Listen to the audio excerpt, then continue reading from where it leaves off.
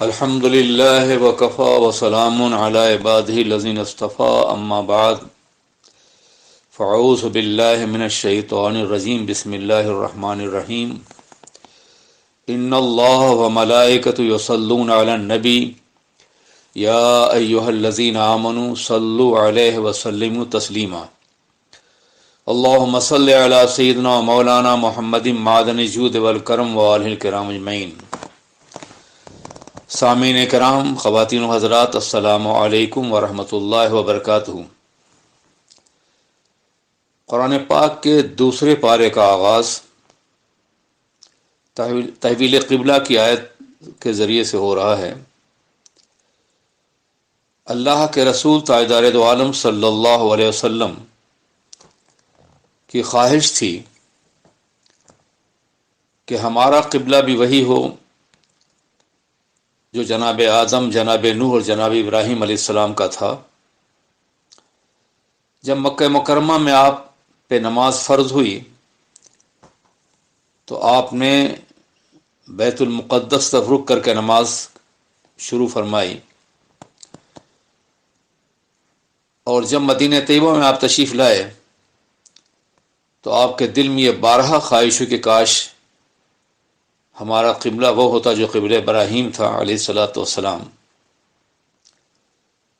مکہ مکرمہ میں اس خواہش میں اس لیے شدت نہیں تھی کہ جب کعبہ مقدسہ کی طرف رخ کر کے نماز پڑھتے تو بیت المقدس بھی سامنے ہوتا تھا، سمت ایک ہی تھی۔ لیکن جب مدینہ طیبہ میں آپ تشریف لائے تو بیت المقدس جانب مخالف ہو گیا، اور اب آپ بیت المقدس اور نماز پڑھتے تو قبلے کی طرف آپ کی پشت ہوتی تھی۔ یہ خواہش اس لیے بھی تھی کہ انہیں علم تھا کہ جناب ابراہیم علیہ السلام نے کعبہ مقدسہ کی تعمیر کے وقت یہ دعا کی تھی کہ اللہ ہماری اولاد میں کسی ایسے کو پیدا فرما دینا جو کتاب کی تعلیم دے، تزکیہ نفس کرے۔ گویا اس دعا میں یہ بات پوشیدہ تھی کہ کعبہ مقدسہ کی آبادی کا انتظام بھی ان کے ذریعے سے ہو۔ یہ صحیح ہے کہ بہت دنوں تک جو لوگ دین ابراہیمی قائم تھے انہوں نے کعبہ مقدسہ کی حرمت کا خیال رکھا اور عبادت کرتے رہے، لیکن جب شیطان کے اغوا اور فریب کی بنیاد پر قریش نے کعبہ مقدسہ کو بتوں سے بھر دیا تو کعبہ کا وہ رول جو قرآن عظیم کے اندر موجود ہے وہ باقی نہیں رہا، یہاں تک کہ حضور سید عالم سرور کائنات محمد الرسول اللہ صلی اللہ علیہ وسلم تشریف لائے۔ جب تک آپ مکہ مکرمہ میں تھے آپ نماز ادا فرماتے، لیکن جب مدینہ طیبہ میں ہجرت کر تشریف لائے تو یہ خواہش مزید شدت اختیار کر گئی کہ کاش ہم کعبہ مقدسہ رخ کر کے نماز پڑھ سکتے، مگر خود اپنی مرضی سے وہ کوئی کام نہیں کرنا چاہتے تھے، اس لیے کہ تمامی پیغمبران کرام سرور کائنات علیہ الصلاۃ والسلام سمیت اپنے ہر عمل میں اللہ کی مرضی اور حکم کے تابع ہوتے تھے، اور تحویل قبلہ ایک ایسا معاملہ تھا کہ جس کے لیے اپنی مرضی سے آپ نے فیصلہ کرنے کے بجائے اللہ کے حکم کا انتظار کیا۔ اللہ تبارک و تعالیٰ نے تبدیلی قبلہ سے پہلے ان آیات کریمہ کے ذریعے سے جو دوسرے پارے کے آغاز میں موجود ہیں امت مسلمہ کو اور سرور کائنات محمد الرسول اللہ صلی اللہ علیہ وسلم کو یہ خبر دی کہ تبدیلی قبلہ کے بعد یقین کفار قریش اور یہود مدینہ دونوں یہ کہیں گے کہ آخر ان لوگوں نے قبلہ کیوں بدل دیا، کیا بات تھی جس کی بنیاد پر انہوں نے تبدیلی قبلہ کا فیصلہ کیا؟ ان کے ذہن میں یہ بات تھی کہ قبلہ پیغمبر اعظم نے اپنی خواہش کی بنیاد پہ بدلا ہے. انہیں یہ معلوم نہیں تھا کہ قبلے کی تبدیلی پروردگار عالم کے فیصلے سے ہوئی ہے.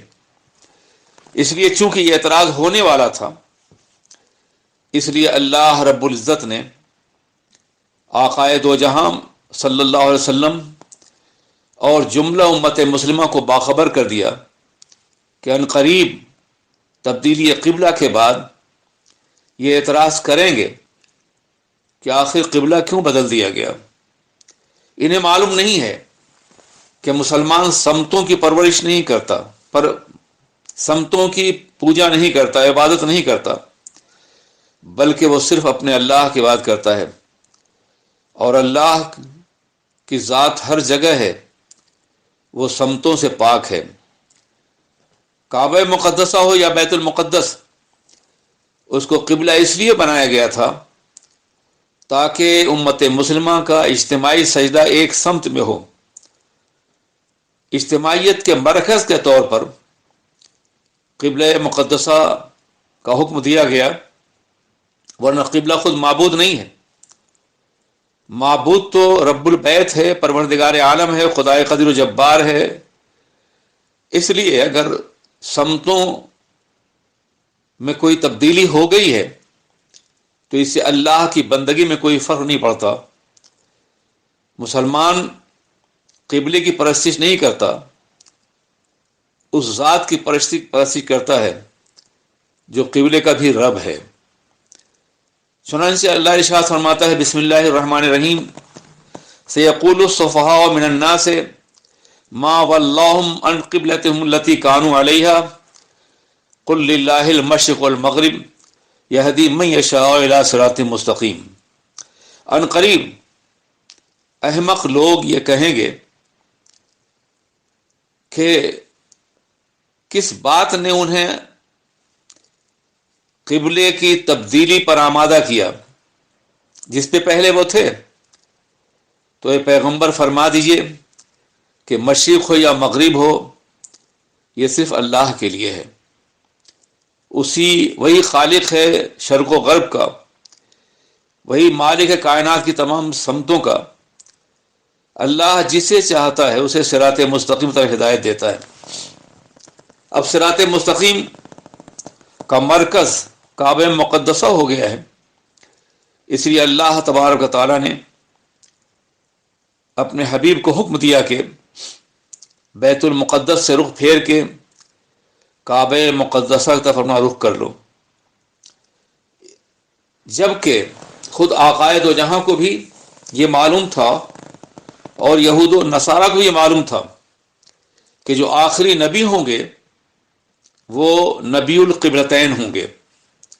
توریت میں باضابطہ اس کا ذکر موجود ہے عہد نامہ قدیم میں کہ آخری نبی القبلتین ہوں گے، دو قبلے کی طرف رخ کر کے نماز پڑھیں گے، ابتداءً بیت المقدس طرف اور پھر کعبہ مقدسہ کی طرف.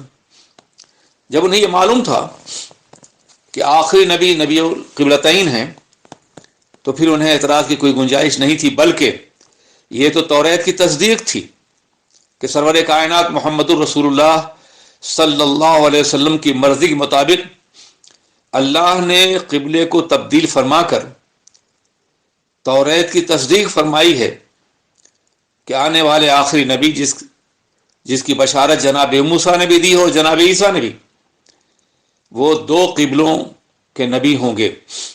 انہیں تو اس سچائی پر ایمان لانا چاہیے تھا، مگر برا ہوا عصبیت کا اور ذاتی مفادات کا کہ یہ جانتے ہوئے بھی کہ سرور کائنات سچے نبی ہیں، وہ اللہ کے رسول پر ایمان لانے کے بجائے یہ اعتراض کرنا شروع کر دیں گے کہ یہ قبلہ کیوں تبدیل کیا گیا.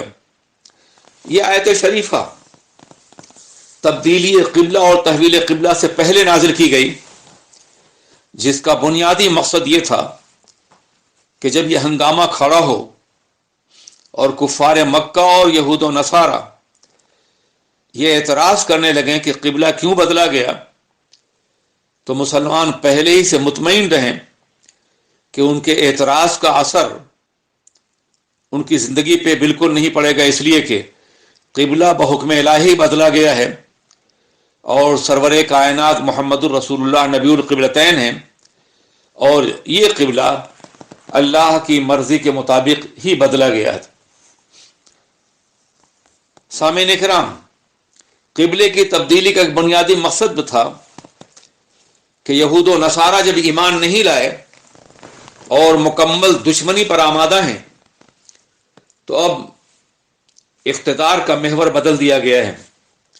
پہلے خیر امت کا لقب یا بہترین قوم کا منصب یہود کو دیا گیا تھا، لیکن اب یہ منصب سرور کائنات کی تشریف آوری کے بعد امت مسلمہ کو عطا کر دیا گیا ہے۔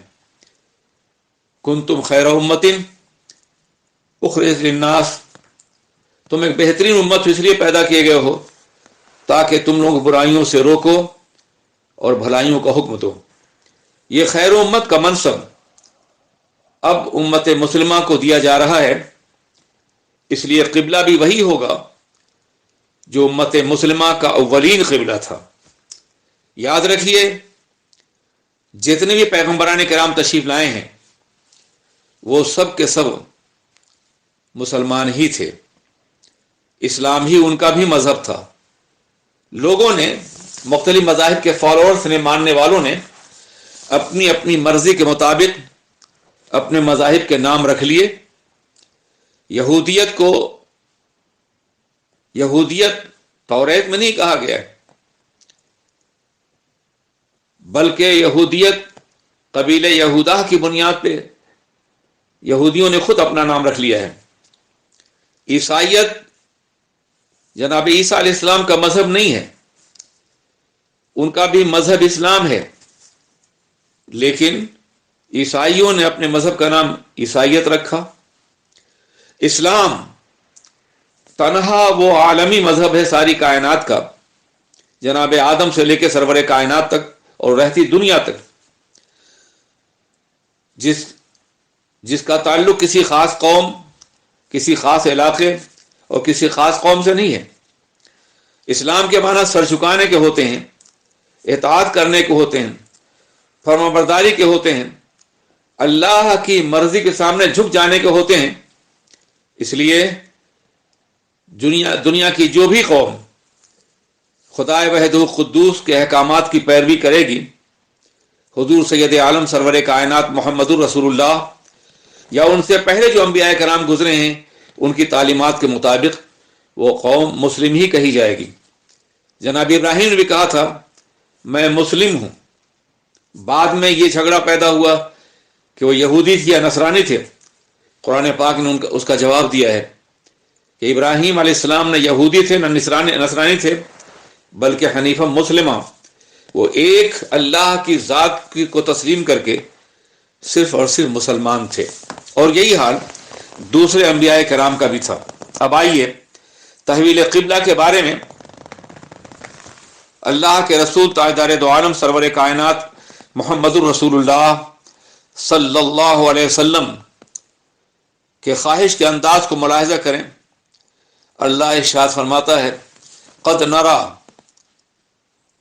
اے پیغمبر ہم دیکھ رہے ہیں کہ آپ کا روئے زیبا اس خواہش کی بنیاد پر آسمان طرف اٹھ رہا ہے، تو ہم آپ کی مرضی کے مطابق قبلہ بدل دیں گے۔ اور پھر فرمایا گیا کہ اب آپ اپنا رخ مکہ مکرمہ کی طرف پھیر لیجئے، اور امت مسلمہ کے افراد جہاں کہیں بھی ہیں وہ اپنا رخ کعبے کی طرف پھیر لیں۔ یہ فرمان الہی آقائے دو عالم صلی اللہ علیہ وسلم کی اس خواہش کے مطابق تھا کہ ہمارا قبلہ مکہ مکرمہ ہو، کعبہ مقدسہ ہو۔ آپ اندازہ کیجئے مشیت کو آقا کی خواہش کا کتنا خیال ہے کہ وہ سرور کائنات محمد الرسول اللہ علیہ السلام کی مرضی کے مطابق کائنات کا قبلہ تبدیل فرما رہا ہے۔ اور تبدیلی قبلہ میں یہ بھی ایک مصلحت تھی کہ اللہ تبارک و تعالیٰ اہل ایمان کا امتحان لے اور منافقین کے نفاق کو محسوس کر سکے. معاف کیجیے لفظ محسوس سے توبہ کرتا ہوں. وہ مشاہدہ فرما لے، وہ دیکھ لے کہ اللہ تبارک و تعالیٰ کے حکم سے قبلہ بدلا گیا ہے، مگر کچھ لوگ ایسے ہیں جو اس میں شک کر رہے ہیں کہ ایسا کیوں کیا گیا. وہ اس لیے شک کر رہے ہیں کہ انہوں نے دین کو اپنی عقل کے پیمانے پر ناپنا چاہا ہے، حالانکہ دین اللہ کے فیصلے اور نبی کی مرضی کے مطابق ہے. تمہاری عقل فریب القار اسے قبول کرے یا نہ قبول کرے.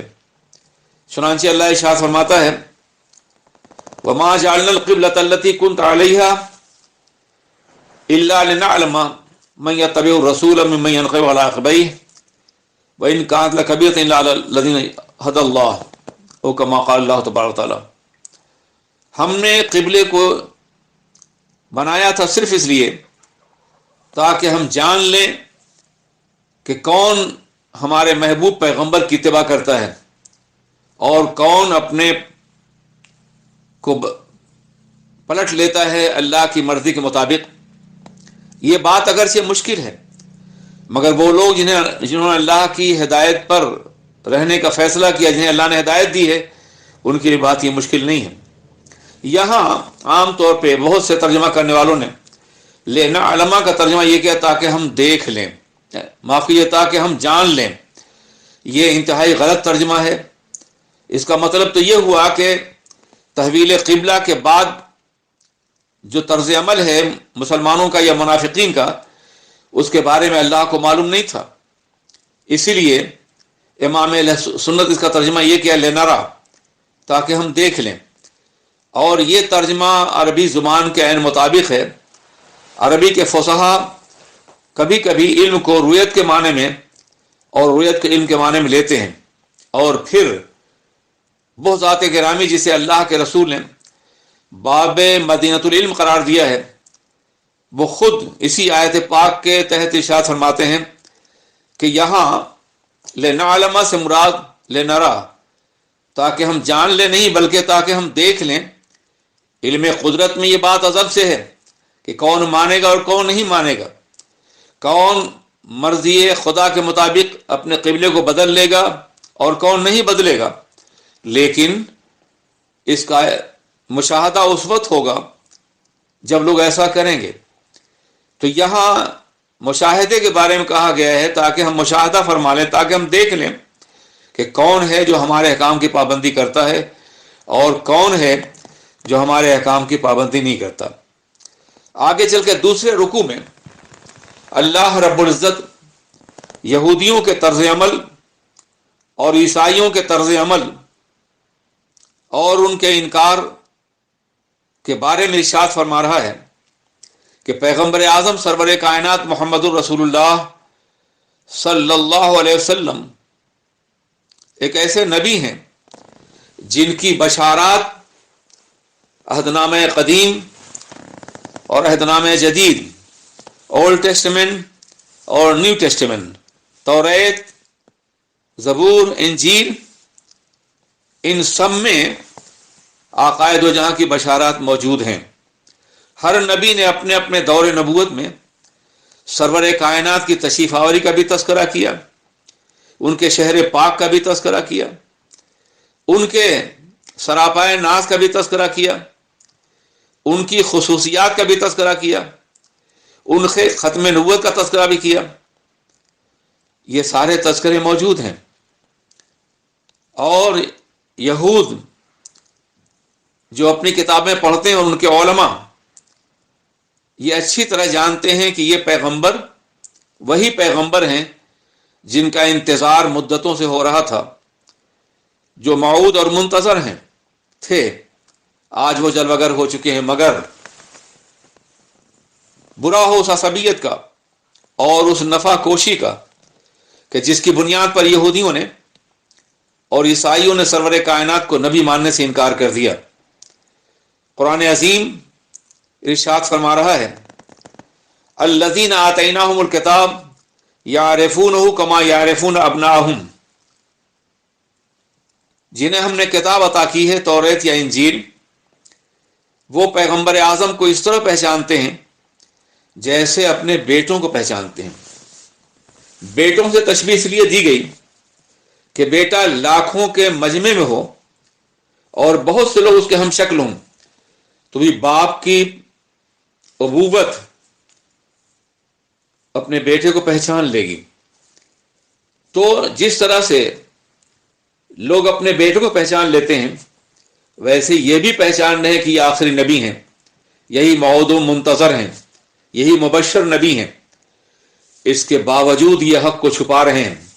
अल्लाह इरशाद फरमाता है, व इन्न फ़रीक़म मिनहुम लयक्तुमूनल हक़ व हुम यअलमून, और बेशक उनमें एक फरीक हक छुपा रहा है और वो अच्छी तरह जानते हैं कि हक क्या है। ये बात इसलिए भी अल्लाह ने इरशाद फरमाई कि तब्दील क़िबला पर या पैगंबर आज़म की रसालत मुतलक़ा और सियासत आम्मा पर अगर ये इनकार कर रहे हैं तो उसकी वजह सिर्फ ये है कि जानने के बाद ये बदतरीन किस्म की गुमराही मुब्तला हो रहे हैं। न जानते तो इनकार की गुंजाइश थी, लेकिन तौरात इंजील की बशारतों के बावजूद भी ये जान करके कि ये नबी हैं, इसके बावजूद इनकार करने का मतलब ये है कि वो अपने मफादात और अपनी असबियत जाहिलिया की बुनियाद पर सरवर कायनात की अजमत का, उनकी नबूवत का इनकार कर रहे हैं। इसलिए कि हिदायत याफ्ता सिर्फ वही लोग होंगे जिनको अल्लाह अपनी हिदायत से नवाजना चाहेगा। रुकू नंबर 3 में अल्लाह तबारक व तआला ने अहले ईमान को एक अजीम नुस्खे कीमिया अता फरमाया है कि जब भी तुम्हें कोई मुश्किल पेश आए, जब भी कोई दुश्वारी हो और जब भी किसी अलमियत से दो चार हो, तो तुम्हें नमाज और सब्र के ज़रिए से मदद तलब करनी चाहिए। या अय्युहल्लज़ीना आमनू इस्तईनू बिस्सब्रि वस्सलाह इन्नल्लाह मअस साबिरीन। ए ईमान वालो, सब्र और नमाज के ज़रिए से अपने अल्लाह से मदद तलब करो। सब्र को और नमाज को वसीला बनाओ। सब्र करो मुसाइब पर, मुश्किलात पर, और अल्लाह की बारगाह में सर झुकाओ, तो तुम अपने अल्लाह का कुर्ब हासिल कर लोगे। हजरात, सब्र एक ऐसा अजीम अमल है कि जिसकी बुनियाद पर अल्लाह तबारक तआला की मायत बंदे को नसीब होती है। यूं तो शुक्र भी बड़ा अजीम अमल है, बंदे को शुक्र करने का भी हुक्म दिया गया है और सब्र की तलकीन भी की गई है। मगर शुक्र का फायदा यह है कि अल्लाह इरशाद फरमाता है, व इन शकरतुम लअज़ीदन्नकुम, अगर तुम शुक्र अदा करोगे, लइन शकरतुम लअज़ीदन्नकुम, तो हम अपनी नेमतों को बहुत ज्यादा बढ़ा देंगे।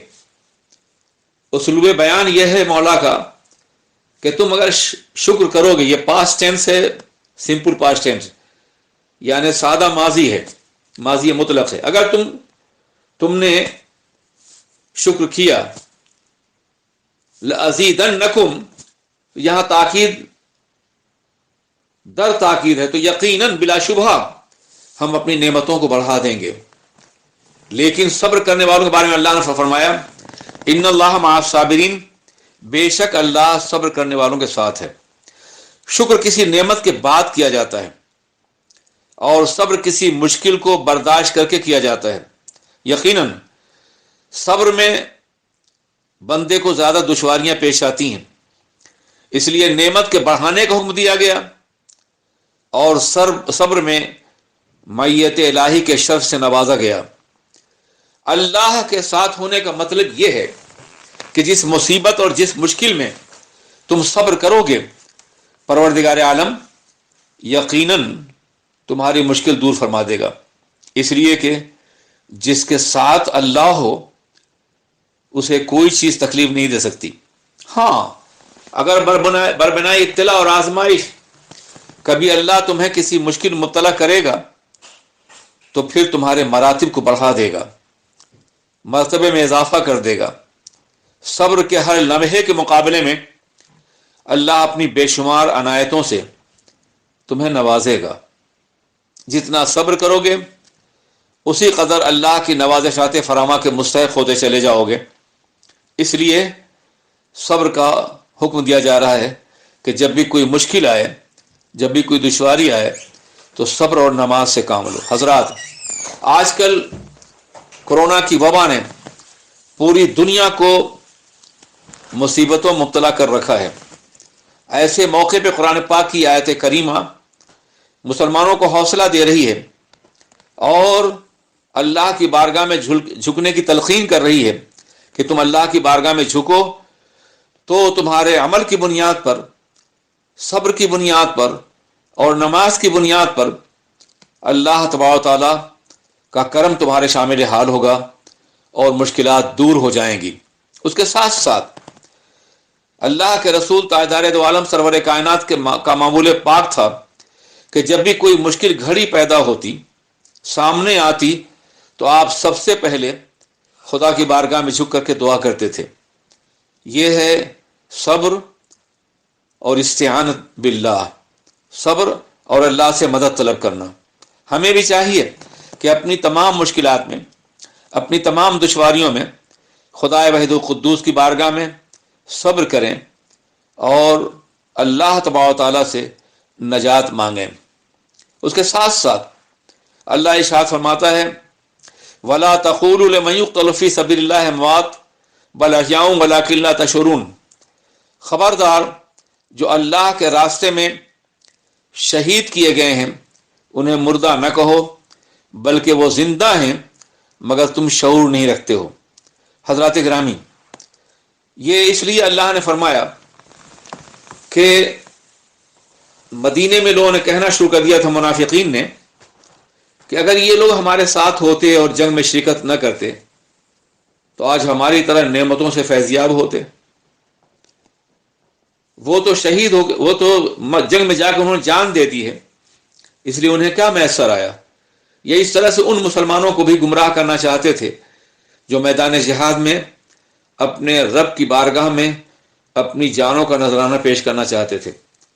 مشیت ان کا جواب دے رہی کہ خبردار، وہ لوگ جو اللہ کے راستے میں شہید کیے گئے ہیں تو انہیں مردہ نہ کہو، بلکہ وہ زندہ ہیں، لیکن تم کو ان کا شعور نہیں ہے۔ تم جانتے نہیں ہو کہ شہادت کا مقام کتنا بلند ہے، یہ مقام کتنا عظیم ہے۔ ایک اور مقام پہ ارشاد فرمایا گیا کہ خبردار، ان کے بارے میں گمان بھی نہ کرو جو اللہ کے راستے میں قتل کیے گئے ہیں، بلکہ وہ زندہ ہیں، انہیں اپنے رب کی بارگاہ سے روزی دی جاتی ہے۔ یہ شہید کی حیات کے بارے میں قرآن پاک کی دو عظیم آیتیں اس کا اعلان کر رہی ہیں۔ ایک مقام پر یہ کہ تم شعور نہیں رکھتے ہو، ایک مقام پہ کہ کہنا تو بڑی دور کی بات ہے، ان کے بارے میں گمان بھی نہ کرو کہ وہ انتقال کر گئے ہیں یا مر گئے ہیں، ان کی موت تمہاری موت جیسی نہیں، ان کو حیات جاویدانی میسر آ گئی۔ مشیت کا یہ فیصلہ ہے کہ جو چیز اللہ کے راستے میں جو بھی دولت خرچ کی جائے، اللہ اسے 10 گنا، 700 گنا اور پھر اضافہ مضاعفہ جتنے 1000 گنا چاہے بڑھا دیں۔ تو جب تم ایک مال خرچ کرتے ہو اللہ کے راستے میں تو اللہ لاکھوں گنا اس کا ثواب دیتا ہے۔ تو جن لوگوں نے زندگی خرچ کی اللہ کے راستے میں، کیا ان کی زندگی کا ثواب حیات جاویدانی سے میسر نہیں آئے گا؟ بلا شبہ وہ زندہ ہیں۔ یہاں ایک بات اور بھی واضح ہو جاتی ہے کہ آپ اندازہ فرمائیں شہید کون ہوتا ہے؟ شہید وہ ہوتا ہے جو نبی کے مشن پر جان دے، نبی کے دین پر جان دے، نبی کے پیغام کے بقا کے لیے جان دے، اسلام کی اشاعت کے لیے جان دے۔ تو جو نبی کے مشن پر جان دے، جب وہ زندہ ہے تو صاحب مشن سرور کائنات محمد الرسول اللہ علیہ الصلاۃ والسلام کی زندگی کے بارے میں کون شبہ کر سکتا ہے؟ شہدائے کرام کے بارے میں چونکہ اعتراض کیا گیا تھا کہ اگر وہ ہمارے ساتھ رہتے تو انتقال نہ کرتے، آج بھی ہماری طرف سے لذت یاب حیات ہوتے مادی زندگی سے، اس کے جواب میں یہ کہا گیا کہ تم انہیں مردہ مت کہو، یہ تمہارے عدم شعور کی بات ہے، تم انہیں مردہ گمان بھی نہ کرو۔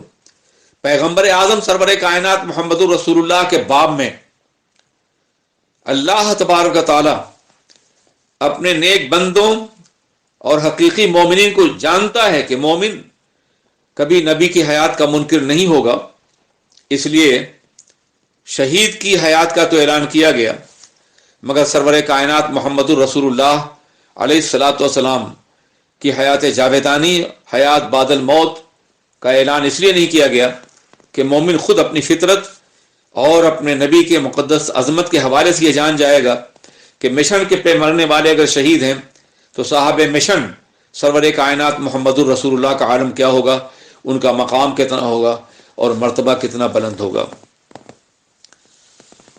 اس کے بعد اللہ ارشاد فرماتا ہے ایک مقام پر، ان الصفا والمروہ من شعائر اللہ، بے شک صفا اور مروہ یہ اللہ کی نشانیوں میں سے دو عظیم نشانیاں ہیں۔ صفا اور مروہ خانہ کعبہ سے قریب دو پہاڑیاں ہیں جن کی سعی کی جاتی ہے حج اور عمرے کے مقام پر۔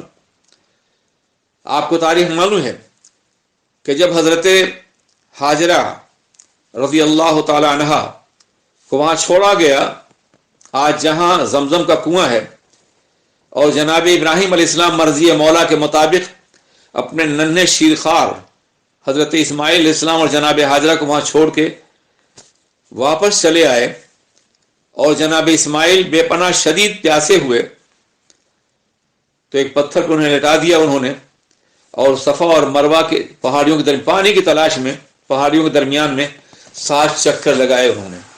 عالم یہ تھا کہ صفا اونچائی پہ ہے، تو جب وہاں سے روانہ ہوتی تو اپنے شہزادے جناب اسماعیل کو دیکھ لیتی تھی، اور جب میدان میں پہنچتی دوڑنا شروع کر دیتی، اور جب پھر اوپر جاتی پھر دیکھ لیتی تھی۔ تو عالم یہ ہے کہ کعبہ مقدسہ کی طرف رخ کر کے آج بھی لوگ دعا کرتے ہیں، صفا پہ بھی اور مروہ بھی۔ یہی وہ انداز حیات ہے جو جناب ہاجرہ نے اختیار فرمایا تھا، یہی وہ اسلوب ہے۔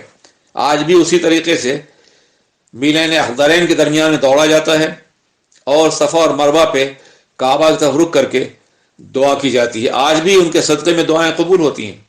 اب آپ یہ صفا اور مروہ کیا ہے؟ مجھے یاد ہے کہ یہاں عیسائیوں کے ایک بڑے عالم ہماری مسجد تشریف لائے تھے، میں تھا اور علامہ ارشد مصباحی بھی تھے میرے ساتھ۔ تو انہوں نے کہا کہ ذبیح جناب اسماعیل نہیں ہیں، جناب اسحاق ہیں۔ تو میں نے کہا نہیں، جناب اسماعیل ہیں، اور اس کی دلیل یہ ہے کہ انجیل میں مروہ کا تذکرہ موجود ہے، اور ظاہر مروہ اسرائیل میں نہیں ہے، بیت المقدس میں نہیں ہے۔ میں نے کتاب کھول کے دکھایا تو ان کے پاس اس کا کوئی جواب نہیں تھا، اور وہ خاموش ہو گئے۔ تو میں یہ کہنا چاہتا ہوں، صفا اور مروہ یہ دو پہاڑیاں تھیں، اور عجیب بات ہے ان دو پہاڑیوں پر 2 بت رکھے ہوئے تھے، اصاف اور نائلہ کے، اور ان بتوں کی پرستش کرتے تھے۔ ان کے بارے میں مشہور تھا کہ یہ دونوں مرد اور عورتیں ہیں، اور انہوں نے حرم میں گناہ کیا تھا، اور پھر انہیں باضابطہ پتھر بنا دیا گیا، اور پتھروں کے یہ بت موجود تھے، اور عہد رسالت سے پہلے وہاں باضابطہ عرب کے لوگ پوجا کرتے تھے۔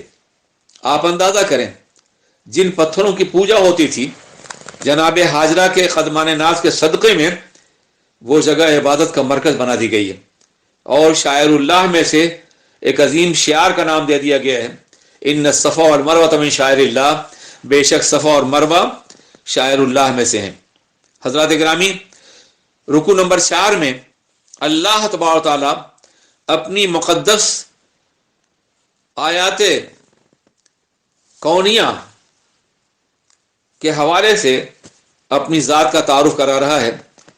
ان فی خلق السماوات والارض واختلاف اللیل والنہار والفلک التي تجری فی البحر بما ينفع الناس وما انزل اللہ من السماء من ماء فاحیا به الارض بعد موتها وبث فيها من كل دابة وتصريف الرياح والسحاب المسخر بين السماء والارض لآیات لقوم یعلمون۔ بے شک زمین و آسمان کی تخلیق میں، رات اور دن کے ایک دوسرے کے پیچھے آنے میں، اور وہ کشتیاں یا جہاز جو سمندروں میں چلتے ہیں جس سے لوگوں کو فائدہ پہنچتا ہے، اور وہ بارش جو اللہ نے آسمان سے نازل کی ہے جس سے زمین کو زندگی مل جاتی ہے مرنے کے بعد، اور پھر اللہ نے زمین پہ ہر طرح کے چوپائے پھیلا رکھے ہیں، اور جو ہوائیں چلتی ہیں، اور وہ بادل جو آسمان و زمین کے درمیان مسخر ہے، بلا شبہ ان تمام باتوں میں اللہ کی روشن نشانیاں ہیں ان قوموں کے لیے جو علم رکھتے ہیں۔ تفصیل بہت ہے، آج صرف اتنا ہی ہر گیا ہے کہ زمین روید وحدہ لا شریک می گوید، برگ درختان سبز در نظر ہوشیار، ہر برق دفتریز معرفت کردگار، وفی کل شیء لہ آیۃ تدل علی انہ واحد۔ السلام علیکم ورحمۃ اللہ وبرکاتہ۔